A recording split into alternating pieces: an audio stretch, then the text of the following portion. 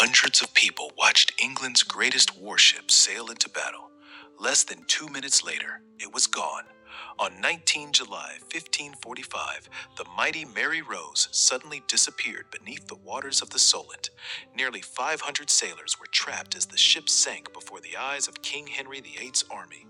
No one could save her. For 437 years, the sea kept its secret, until divers found something beneath the waves that changed British history forever. The Mary Rose wasn't just another ship. She was one of King Henry VIII's most powerful warships. For more than 3 decades, she defended England's shores. She carried powerful bronze cannons, highly trained archers, experienced sailors, and the confidence of an entire kingdom.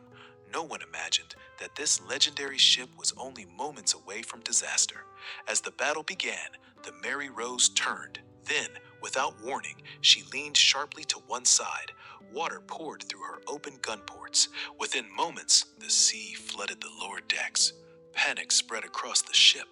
Men desperately tried to escape, but it happened too fast. One of England's greatest warships vanished beneath the sea. The wreck settled quietly on the seabed. Mud and sand slowly covered it. Years became decades. Decades became centuries. People searched. Stories were told, but the Mary Rose seemed lost forever. Most believed the sea had erased her forever. They were wrong.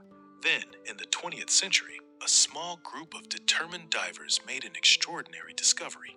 They weren't looking at broken pieces of wood. They were looking at a moment in history that had remained untouched since 1545, and what they uncovered next would become one of the greatest archaeological recoveries ever attempted. For more than 437 years, the Mary Rose remained hidden beneath the waters of the Solent. Many believed the ship was gone forever, but one man wasn't ready to accept that. His name was Alexander McKee. While others saw an impossible dream, he believed England's greatest lost warship was still waiting beneath the sea. For years, he studied old maps, historic documents, and eyewitness accounts from 1545. The search had begun. Then, in 1971, divers noticed something unusual beneath the seabed. Large wooden timbers, buried deep under layers of mud. At first, no one knew what they had found. Was it just another forgotten shipwreck, or could this really be the legendary Mary Rose? Every dive brought new clues. Every piece of wood made the impossible feel more real. Then came the moment no one expected. The divers weren't looking at broken pieces of wood. They were looking at a moment in history that had remained untouched since 1545. The thick layers of mud had protected the ship for centuries. Instead of finding scattered remains, divers found a large section of the Mary Rose, still resting where she had fallen. It was like opening a door to Tudor England. As archaeologists explored deeper, the discoveries became more astonishing. Leather shoes, wooden bowls, longbows, arrows, carpenter's tools, and personal belongings still lay exactly where they had been left centuries earlier. It wasn't just a shipwreck, it was a perfectly preserved snapshot of everyday life aboard a Tudor warship. And this was only the beginning. Finding the Mary Rose was only the first challenge. Now archaeologists faced an even greater one. How do you lift a 437-year-old wooden warship without destroying it? One wrong move, and centuries of history could be lost forever. The next step would become one of the greatest engineering achievements in archaeological history. Finding the Mary Rose was an extraordinary achievement, but bringing her back to the surface was something no one had ever attempted before. The ship had spent 437 years beneath the sea. Its wooden hull had become incredibly fragile. The moment it left the water, everything could change. One wrong move, one broken support, and centuries of history could disappear forever. The entire world was about to witness one of archaeology's greatest challenges.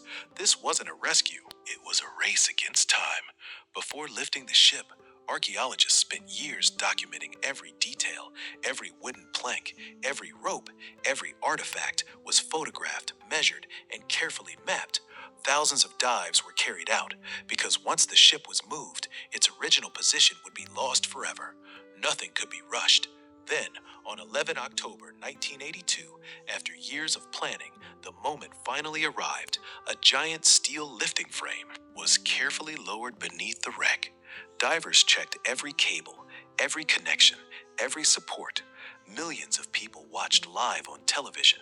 Slowly, the Mary Rose began to rise. For the first time since 1545, England's lost warship saw daylight again. It was a moment history would never forget. As the mud was removed, the Mary Rose slowly revealed her secrets. First, archaeologists found powerful bronze cannons, then hundreds of English longbows, still remarkably preserved. Next came leather shoes, wooden bowls, cooking pots, navigation tools, and personal belongings left exactly where the crew had used them. With every discovery, the ship wasn't just returning, its people were returning too. By the end of the excavation, more than 19,000 artifacts had been recovered. But among all these incredible discoveries, one finding touched historians more than anything else because it wasn't made of wood or bronze or gold. It was human, and it would reveal the lives and final moments of the men who sailed aboard the Mary Rose. As archaeologists explored deeper inside the Mary Rose, they made a discovery no one was prepared for. The ship wasn't empty. The remains of dozens of crew members were still resting where the ship had gone down in 1545. Some were found beside their weapons. Others remained near the cannons they had desperately tried to fire. For more than 437 years, these men had remained hidden beneath the sea. Now, their story could finally be told. Then, the discoveries became even more extraordinary. First, archaeologists uncovered powerful English longbows, the very weapons that had made England famous in medieval warfare. Then came massive bronze cannons, still resting where they had been used. Next, leather shoes, wooden bowls, cooking pots, navigation instruments, coins, and finally, a surgeon's medical chest filled with delicate surgical instruments. Untouched for more than 400 years, every artifact revealed another piece of life aboard the Mary Rose. Among the recovered crew, one skeleton fascinated researchers more than any other. Beside him lay a perfectly preserved longbow. When scientists studied his bones, they discovered unusually powerful shoulders and arms. Years of training with the English longbow had physically changed his body. For the first time, history wasn't being read from old books. It was being written by the people themselves. Yet despite decades of research, one mystery remains unsolved. Why did the Mary Rose sink so quickly? Some historians believe the ship turned while her lower gun ports were still open, allowing seawater to rush inside. Others point to strong winds, heavy cannons, or a combination of several factors.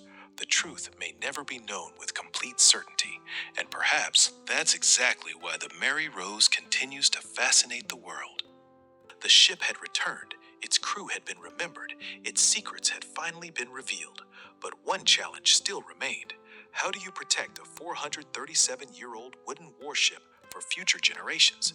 The answer would take decades, and it would ensure that the Mary Rose would never be lost again. As the excavation finally came to an end, the true scale of the discovery became clear.